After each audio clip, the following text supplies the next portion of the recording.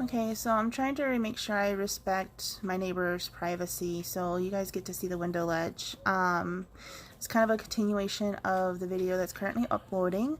They were here. As you can see, there's now only two cars. The white one's mine.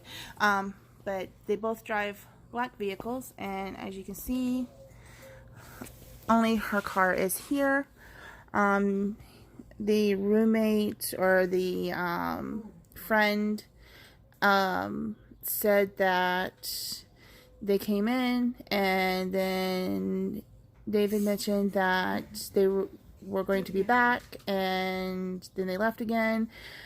And guys, I'm honestly scared. I don't know how this is going to play out. His ex-wife told me that she knows that he would never hurt me or the kids, but there's been times when he's bragged about choking her out. Not his ex-wife, but the woman that I've got the restraining order against, his new girlfriend.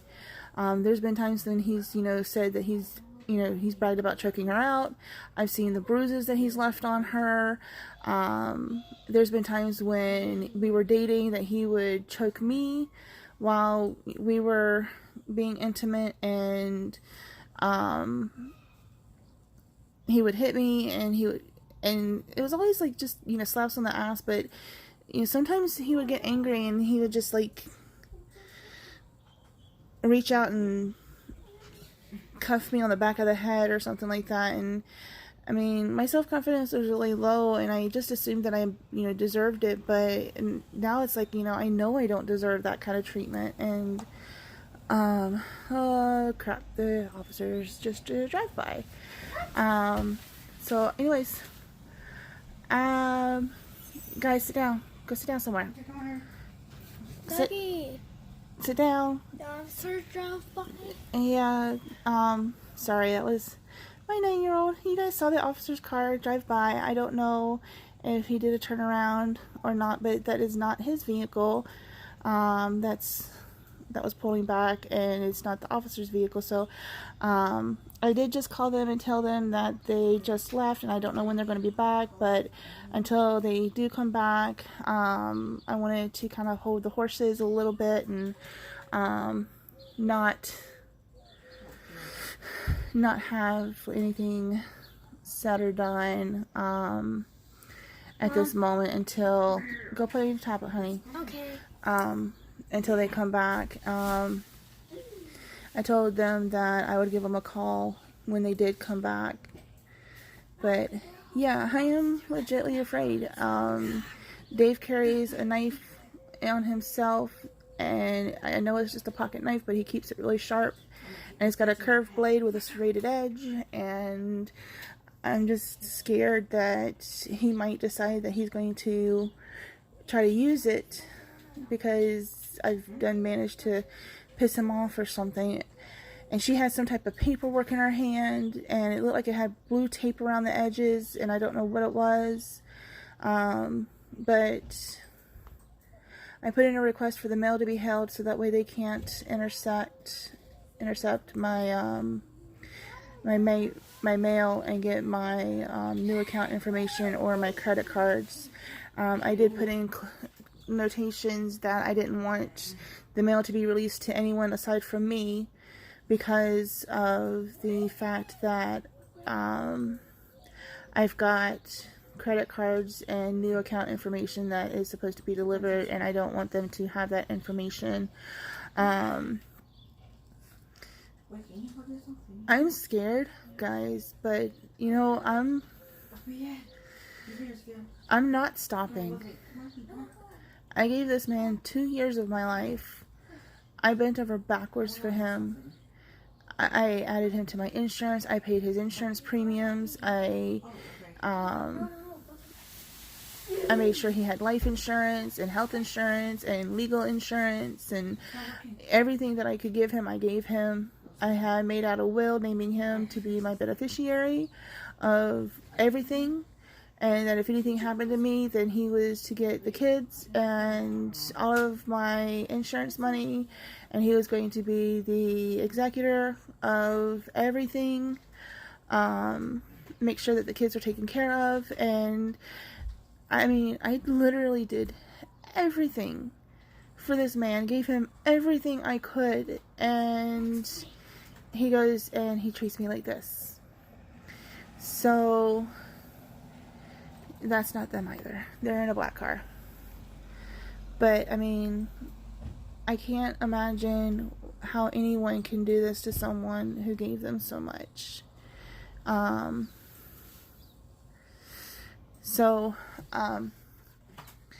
I went looking through my paperwork, and you guys are going to hear me shuffling through papers. I had to fill out some paperwork for the restraining order. I listed that on Valentine's Day, she forced him to perform sexual acts on my body without my permission. Then on the 12th of March, she applied for and obtained a credit card from Merrick Credit Card Services, as well as encouraged him to apply for and obtain credit cards from Indigo Credit Card Services without my knowledge or consent. On the 28th, I put in that she pushed me into a wall, causing me to have injuries to my ribs, which took over 3 weeks to heal. On the 1st, she slapped me while on top of the stairs of the home, causing my glasses to fall from my face to the ground floor below. Also, she had done something, and I had noticed that I began to basically defecate blood. And I had found out that it was resulting from ground glass that she had mixed in my food. On the 10th, which was this Friday, she threatened to place ground glass into my children's food if I did not perform sexual acts on camera with an unknown male, like I don't know them, that she had been speaking to. When I falsely stated that the act had been done, she attempted to confirm that the act had been completed, and upon discovering my falsehood, she went into the garage where I had been forced to sleep on the weekends and destroyed the bedding that I had been sleeping on. I did put in that I wanted my children to be protected in this order. The judge that I spoke to said that I just need to make sure that I take any and all proof that I can if she fights me on it. I don't think she's going to fight me on it. I think she's just going to run. Last time I took a restraining order out on her, she ran, and she stayed away for over a month until he had forced me to recant it. This time, I'm just not caring. I don't care if this makes her lose her job. She doesn't need to be working around children, not if she's going to be threatening my kids and doing this stuff to me. And I'm not going to put up with this. And yes, I am saying this stuff in front of my children because I don't believe in keeping anything from my kids. I don't believe in lying to them. I believe in making sure that they have all the knowledge that they need to be able to grow up into being smart adults that will not fall into the same traps and pitfalls that I've fallen into. I tell my customers all the time that, I grew up in the school of hard knocks, and sometimes I went back and got the t-shirt, and then on other lessons I went back and got all of the gifts from the gift shop, and now I'm down to the pads and pencils because I just never learned my lesson, apparently. And that's what I've told my customers. And you guys might hear my kids curse. I've told my children that I support their desire to communicate in however manner they want. If they want to curse, then they need to curse only in the home. I've also told them that they can, as long as they're respectful and they are quiet, then they can, pretty much learn who they are as individuals. I was never given that option. I was told this is how you're going to be, and this is how it's going to be, and this is how life is going to be, and you better conform or else. And I was never given the option of being able to grow and learn who I was until I was well into my adult years.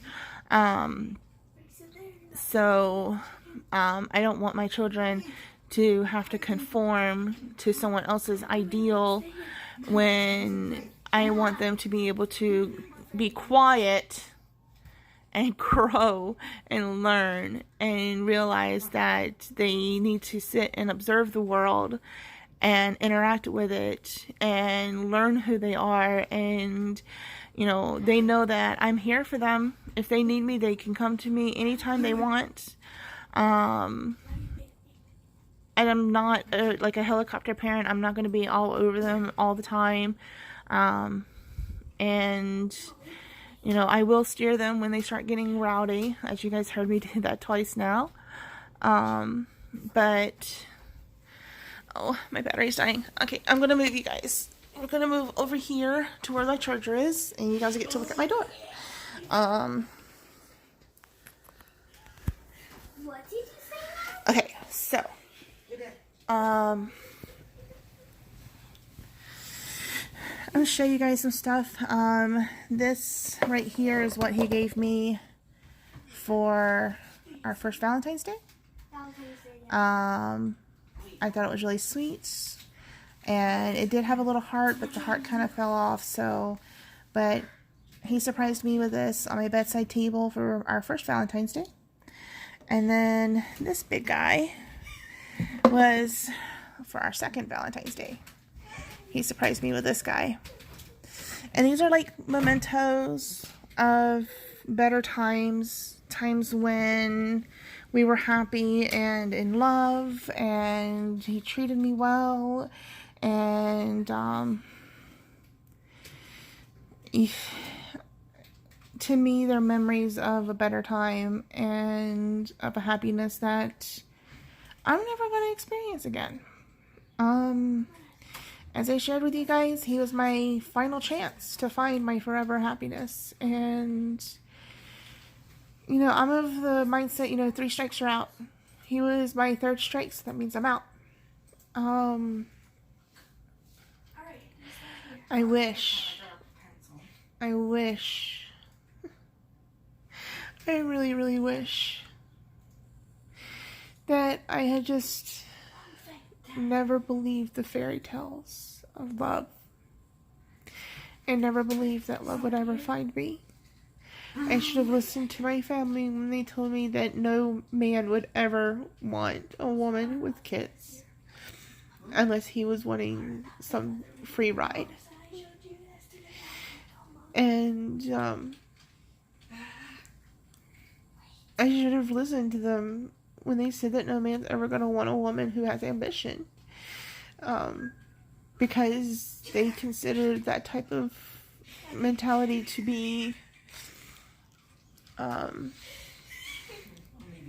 too independent. Men like women who are dependent on them. And I should have listened to my family. I should have realized that I'm never going to have anything. I'm just going to grow up, and my kids are going to grow older, and they're going to move out on their own, and I'm just going to wind up being that old lady sitting in the house with a shit ton of cats because nobody wants her. And that's the life I have to look forward to. One of loneliness, and I just really hope that it doesn't cause my depression to rear up, because I don't like being lonely. Being lonely makes all the dark things that I've gone through that much stronger and that much harder to ignore. So, I'm trembling. Sorry about that, guys. I didn't know I was trembling. I did eat. I promise. I did eat at least once today. I didn't eat much this weekend. I think I maybe had like a couple of apples and then that pizza. I think I ate like maybe 1 slice of that pizza that she made. I can't. I'm getting back to that point where I'm barely sleeping at night. I'm so stressed out that I'm barely sleeping. I'm barely eating. I'm barely even doing anything more than existing. But I'm a fighter, and I know I'm a fighter, and I know that I'm slow to anger, but when I actually get there, I'm very quick to act. She had made a comment about how we would never, him and I would never be not in each other's lives because we were so entangled. And I told her that it would be very easy to separate us to where we were no longer together. And I think the past couple of days I've proven that. Unfortunately, I still have some more stuff to do, but I did manage to get him removed off my insurance. I'm going to have to go into work tomorrow and change my beneficiaries to have him taken off as my beneficiary, and make sure that the beneficiary amounts are evenly distributed among the kids. I'm also gonna have to I was on hold 3 times with HR because the whole time was so long each time that I would have to hang up and call back in because something else would come up and I needed to get it done. But I did manage to get everything done. I do have to call my aunt back. My aunt did call me, and I do have to call her back. Oh gosh, I hope it's not too late for me to call her. She's on the East Coast, and I'm over here in the West Side, and I'm 3 hours behind her, so I really hope it's not too late for me to call her back. But I do need to call her back because we and her were talking, and she's concerned because my car is in her name, and she's concerned that with me and him separating, I'm not going to be able to afford the car payment. And I was crunching the numbers, and I know that I'm not going to be able to afford all of the bills. And I know that him and I separating is going to be really detrimental. Their cane lights flashing is like really messing up my focus here. I'm so sorry, guys. But him and I separating is really going to cause some major upheavals, and I just really hope that I'm able to keep on top of the bills because my aunt's really hard-nosed, and she's already informed me that if I don't make the payments, then she's going to be coming out here to where I'm at and repossessing my car, which means I will be without transportation. So I have to do what I can. Probably means that I am going to have to put off on law school until I can be able to get everything under control. Means I'm probably going to have to pick up extra hours and take overtime whenever I can. And do what I can to bolster my paycheck so that way I can be able to afford the bills. So anyways, this 2 videos in one day, so yay, nice. You guys get double shots today.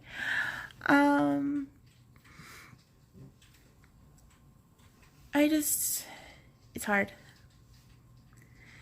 It really is hard. And it's really hard to keep this camera focused because these lights, oh my gosh. So yeah, ignore my trash bag.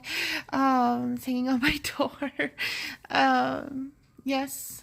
When I get home, I just kind of want to veg out and be lazy, and so I keep a trash bag on my door. And since my door is open so that my kids can be able to come to me anytime they want, that trash bag stays hung up on my door. And when it gets full, I throw it out. But yeah. Anyways, these lights, oh my goodness.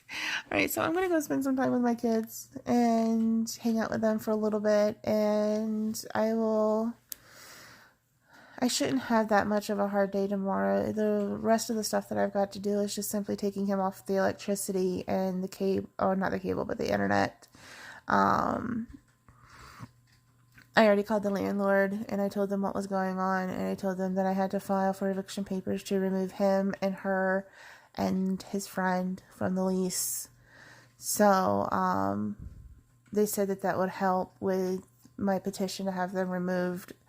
The only thing that I'm looking at is if I don't qualify for this house on my own salary, and I'm not even sure if I can, but if I don't qualify for the house on my own salary, then I might have to be finding a place for me to live too. But I think if I remember correctly, when we first signed the lease, they told me and him both that with just my salary alone, I'm more than qualified for the house. Most places, I believe, charge like 3 times the rent. You have to make 3 times the rent in order to be able to qualify, and I believe this company only says that you have to make 2 times the rent to qualify. So here's hoping. Here's hoping I can be able to figure something out. But I'll figure something out. I always do. And I got some good friends that when they found out I was in trouble, they came flocking. One of them has even said that she'll be keeping her ear to the ground and letting me know if anybody is looking for a place to stay, so that way I can be able to have roommates to kind of help with finances. So I'm really grateful for that. And I am really disheartened at the majority of the population here in my town, because I did not know that she was posting negative stuff and saying stuff online, and I did not know that he was going behind her and saying, oh no, this is just a fake profile and Amanda's the one who's doing all this stuff. And I'm like, I don't even know half of what this is. The half that I do know is the stuff that I've told her about. And so, I mean, I don't even see how you can sit there and blame me for this stuff when it's obviously not me. So, yeah, it is what it is. But anyways, I guess I'll catch you guys later, or I'll post at some point tomorrow after I get the last little bits done. I've gotten everything else taken care of, so just gotta wait and see.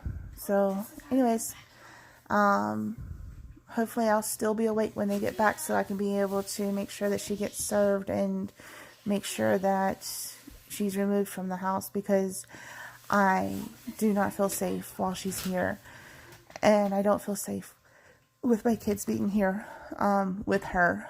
And at this point, I'm not even sure I feel safe with him. I don't feel safe with anybody who's in this house except for my kids.